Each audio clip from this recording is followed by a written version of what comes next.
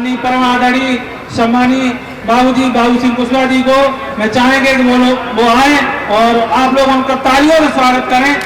इस पंडाल में ऐसी तालियां होनी चाहिए कि पूरी पंडाल को हो जाए।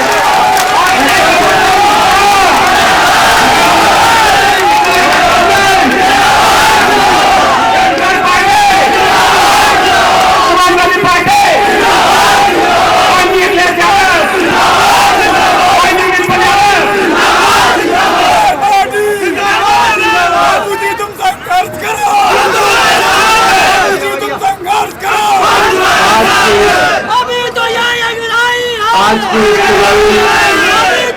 जनसभा में मंच पर बैठे हुए समाजवादी पार्टी के पूर्व विधायक भाई राजू यादव जी, समाजवादी पार्टी के जिला अध्यक्ष पूर्व मंत्री आदरणीय आलोक साख जी, माननीय विधायक कृष्ण ब्रजेश कठरिया जी, हमारे जिला अध्यक्ष रणविजय साख जी, समाजवादी पार्टी के जिला अध्यक्ष मंडल प्रभारी जन अधिकार पार्टी भाई देवेंद्र साख जी, मंच पर बैठे हुए सभी इंडिया गठबंधन अलायंस के सभी पदाधिकारीगण और आज इस चुनावी सभा में आए हुए सभी सम्मानित साथियों, मातृशक्ति, नौजवान दोस्तों, पत्रकार बंधु, साथियों, मुझे जानकारी है कि आप लोग काफी देर से बैठे हुए हैं। इस तरह की गर्मी में आप लोग इतनी देर से आकर के बैठे हैं, मुझे आने में देर हुई।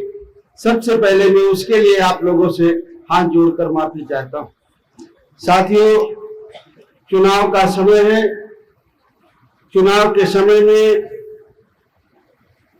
भारतीय जनता पार्टी के लोग भी आपके बीच में आते हैं और एक पार्टी है उसके लोग भी आपके बीच में आते हैं और इंडिया गठबंधन समाजवादी पार्टी के प्रत्याशी श्रीमती डिंपल यादव जी भी आपके बीच में आती है। आपने 10 साल से भारतीय जनता पार्टी की सरकार का कार्यकाल देखा है। आपको कितना फायदा हुआ है, कितना नुकसान हुआ है, हमसे बेहतर ये आप अच्छी तरह से समझ सकते हैं। बेरोजगारी फैली हुई है, महंगाई है, किसानों को खाद बीज सस्ती नहीं है, बड़े पैमाने पर महंगाई है, हमारे नौकरी कर रहे बच्चों को पुरानी पेंशन नहीं है, अग्निवीर योजना में जो चलाई है सरकार ने, 4 साल में हमारे बच्चों को भर्ती करेंगे और 4 साल बाद बाहर करेंगे। ये सारी समस्याएं हमारे आपके सामने। अगर इन हम समस्याओं से निजात पाना चाहते हैं, अगर हम चाहते हैं कि इस देश में लोकतंत्र सलामत रहे, बाबा साहब अम्बेडकर का लिखा हुआ संविधान सलामत रहे, तो हमें आने वाले 7 तारीख को, 7 मई को भारतीय जनता पार्टी को हरा करके हमें समाजवादी पार्टी के कैंडिडेट श्रीमती डिंपल यादव को जिताना है। अगर साथियों, मैं अगर इस संक्षेप में अगर एक बात में, एक लाइन में अगर मैं बात कहूं कि 2024 का चुनाव सिर्फ एक बात पर होने जा रहा है। एक तरफ वो लोग हैं जो संविधान को बदलने की बात करते हैं, भारतीय जनता पार्टी और उसके गठबंधन के साथी, और एक तरफ वो है India alliance, Samajwadi party, Congress party, जन अधिकार पार्टी, आम आदमी पार्टी, कम्युनिस्ट पार्टी, जो संविधान को बचाए रखना चाहते हैं और वो चाहते हैं हमारे देश का संविधान हमारे देश में पूरी तरह लागू। आखिर भारतीय जनता पार्टी के लोग संविधान को बदलना क्यों चाहते हैं? जो संविधान समता, स्वतंत्रता, बंधुत्व और भाईचारे का संदेश देता है, जो संविधान हमारे बच्चों को पढ़ने का अधिकार देता है, जो संविधान हमारी बहनों को, बेटियों को पढ़ने का अधिकार देता है, बराबरी का दर्जा देता है, जो संविधान इस देश के गरीब और कमजोर को, पिछड़े और दलित को, आदिवासी को, जिसको हम पीडीए कहते हैं, उसको जीवन के हर क्षेत्र में आगे बढ़ने का अधिकार देता है। आखिर भारतीय जनता पार्टी को उस संविधान से क्यों नफरत है? उस संविधान को वो क्यों बदलना चाहिए? इस बात को आपको समझना चाहिए। अगर संविधान है तो हम हैं और हमारे बच्चों का वजूद है, और अगर संविधान नहीं है तो हमारा और हमारे बच्चों का वजूद नहीं। आखिर उस संविधान को बदलने की बात भारतीय जनता पार्टी क्यों कहती है? इसलिए कहती है कि देश का गरीब और कमजोर भी, पिछड़ा और दलित भी बराबरी में खड़ा हो रहा है, ये उन्हें बर्दाश्त नहीं है, इसलिए वो भारतीय संविधान को बदलने की बात करते हैं। लेकिन जिन लोगों को भारतीय संविधान अधिकार देता है, ये उनकी जिम्मेदारी है कि वो संविधान को बचा के रखे और संविधान के लिए संघर्ष करने के लिए तैयार है। आज हमारे बीच में इंडिया गठबंधन है। इंडिया गठबंधन में सम्मिलित सभी पार्टियां हैं, चाहे वो समाजवादी पार्टी है, कांग्रेस पार्टी है, आम आदमी पार्टी है, जन अधिकार पार्टी है, कम्युनिस्ट पार्टी है। बहुत सारी पार्टियां इस देश में इंडिया गठबंधन में हैं और उत्तर प्रदेश में इंडिया गठबंधन को लीड समाजवादी पार्टी के नेता आदरणीय अखिलेश यादव जी कर रहे हैं। उनके नेतृत्व में इंडिया गठबंधन के सभी साथी चल रहे हैं। इसलिए अगर हमें संविधान को बचाना है तो आने वाले 7 तारीख को साइकिल के सामने वाली बटन को दबा करके हमें डिम्पल जी को जिता करके दिल्ली की लोकसभा में भेजना है, तब हमारी समस्या का समाधान हो। साथियों, मैनपुरी में अगर मैं उत्तर प्रदेश के किसी जिलों में जाता हूं तो मैं समझता हूं कि इस इलाके में सबसे ज्यादा मैं इटावा, मैनपुरी, फर्रुखाबाद में आता जाता रहता हूं। मैं जब आया तो मैं माननीय दोनों विधायकों के बीच में फंस गया, बैठ गया मैं। एक तरफ आलोक जी बैठे थे, दूसरी तरफ राजू जी बैठे थे, और अच्छी भलाई तो बाद में हुई, पहले वही हुआ जो वो कह रहे थे। पहले उन्होंने वहीं से शुरू किया, अच्छी भलाई पूछने की शुरुआत वहीं से हुई जो उन्होंने माइक में भी कह दिया। लेकिन मैं आप सब लोगों के सामने कहूं, इसमें हमारी कहीं से कोई गलती नहीं। हम लोगों ने हमेशा ये चाहा कि देश के जो गरीब और कमजोर लोग हैं, पिछड़े हैं, दलित हैं, जिनको हजारों साल से पीछे रखा गया है, वो लोग इकट्ठा होकर के अपनी शक्ति तैयार करें और अपनी शक्ति के बल पर अपना वोट एक जगह डाल करके शासन और सत्ता में पहुंचे, अपने और गरीब और कमजोर लोगों की समस्याओं का समाधान करें। हमारे मोर्चा में हमेशा ये चाहते हैं कि देश के जो गरीब और कमजोर लोग हैं, जिनके लिए बाबा साहब अम्बेडकर ने की चाहत थी, जब संविधान बना हमें वोट का अधिकार मिला, उस वोट के अधिकार देने के पीछे एक मकसद था कि देश के जो गरीब और कमजोर लोग हैं वो कुछ कह नहीं पाएंगे, अपनी बातें कह नहीं पाएंगे, किसी से लड़ नहीं पाएंगे, अपना हक अधिकार हासिल नहीं कर पाएंगे। इसलिए राजशाही को खत्म करके लोकतंत्र किया गया कि हमारे देश में अब राजा नहीं होगा, लोकतंत्र होगा। जिसको लोग चुनेंगे वो सरकार में जाएगा, वो राजा बनेगा, और जिंदगी भर के लिए नहीं होगा, 5 साल के लिए होगा। अगर वो जनता के लिए ठीक काम करेगा तो 5 साल बाद जब चुनाव आएंगे तो जनता उसे फिर चुनेगी, और अगर ठीक काम नहीं करेगा तो जनता उसे कुर्सी से नीचे उतार देगी। इसलिए लोकतंत्र आया, और आज 70-75 सालों से हमारे बीच में लोकतंत्र है।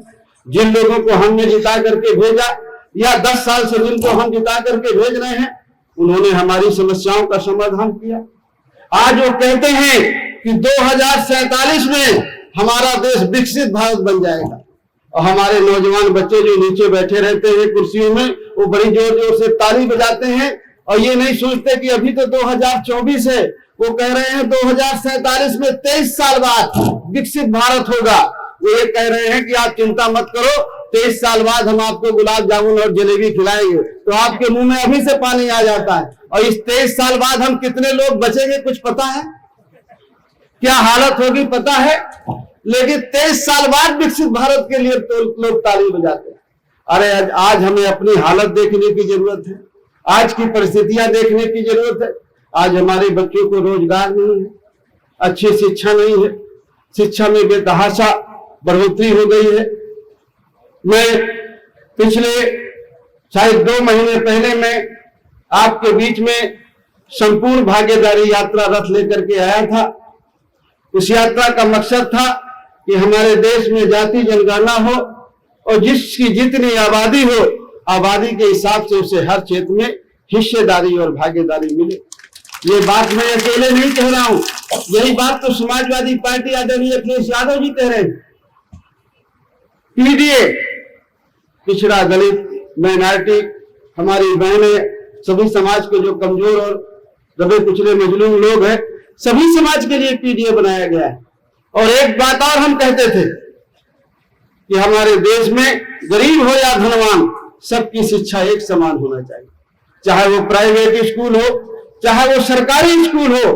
किताब एक तरह की होना चाहिए, शिक्षा एक तरह की होना चाहिए। ये होना चाहिए कि नहीं होना चाहिए? यही बात तो समाजवादी पार्टी और उनका घोषणा पत्र कहता है।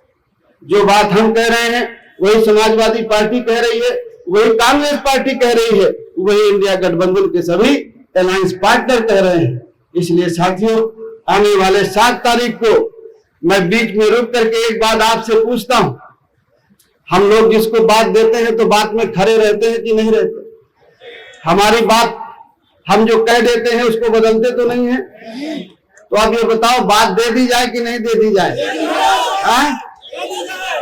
जिताएंगे हम डिंपल जी को पूरी ताकत के साथ। अभी सोच लो, अभी 4-5 दिन में लोग आएंगे, कान में हवा डालेंगे और फिर 24 घंटे में कुछ बदल जाए तो फिर ना कुछ हो जाए। अभी आएंगे 2-3 दिन बाद ये भी होगा वो भी होगा, फिर सब होगा। तो अभी सोच के बताओ, कह दूं मैं, बोल दूं मैं पूरा? अभी सब लोग हाथ नहीं उठा रहे, सब लोग हाथ उठा के कहे तो मैं बोलूं।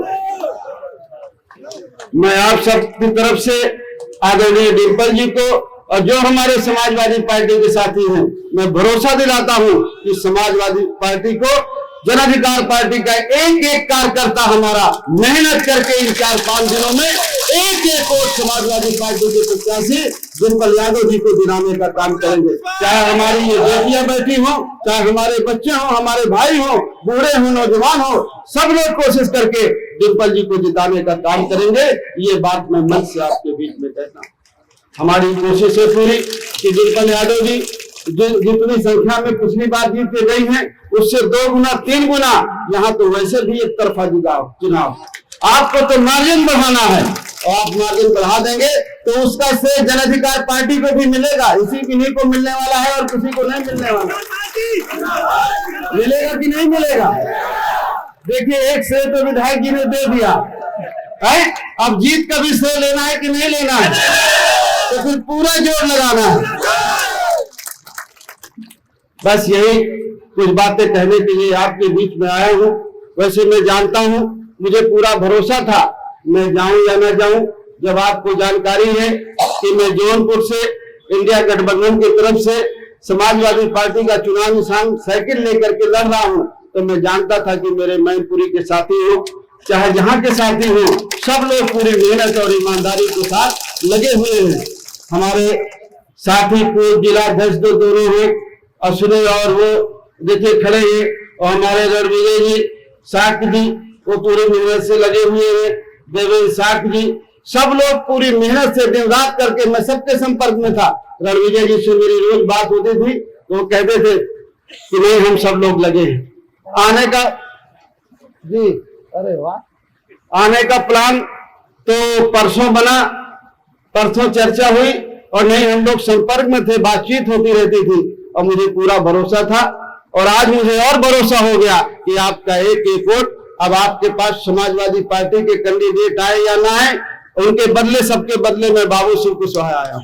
आपका एक एक वोट, आपका एक एक वोट जो आप यहां दोगे वो बाबू सिंह कुशवाहा के खाते में जुड़ेगा, बाबू सिंह कुशवाहा का सम्मान बढ़ाएगा। ये बात आपको पूछना है। तो आपके पास अब कोई कैंडिडेट आए या ना आए, प्रत्याशी के लोग आए या ना आए, समाजवादी पार्टी के या हमारी पार्टी के जन अधिकार पार्टी के कार्यकर्ता आए ना आए, हर व्यक्ति को आपको बाबू सिंह कुशवाहा बनना है, डिंपल यादव बनना है, और डिंपल यादव बाबू सिंह कुशवाहा बन करके, अखिलेश यादव बन करके आपको एक एक वोट अपना, अपने गांव मोहल्ले का, पड़ोस का एक रिकॉर्ड बनाना है। किसी में तो डिंपल यादव जी के अलावा मैनपुरी में कोई नहीं, ये रिकॉर्ड कायम करना है आपको। आप लोग इतनी देर से मेरा इंतजार किए, उसके लिए फिर से एक बार माफी मांगते हुए और इस बात का भरोसा दिलाते हुए कि आपको कभी कोई समस्याएं आएंगी तो मैं ही, डिंपल जी और हमारे साथी विधायक जी, आलोक जी, सब लोग आपके साथ कंधा से कंधा मिला करके चलेंगे। बहुत बहुत धन्यवाद। इस आशा और विश्वास के साथ कि जो बातें मैंने आपसे कही आप उस पर अमल करेंगे और निश्चित तौर पर बड़े मार्जिन से श्रीमती डिंपल यादव जी को जिताने का काम करेंगे। बहुत बहुत धन्यवाद। INDC नेटवर्क, बदलते भारत के साथ।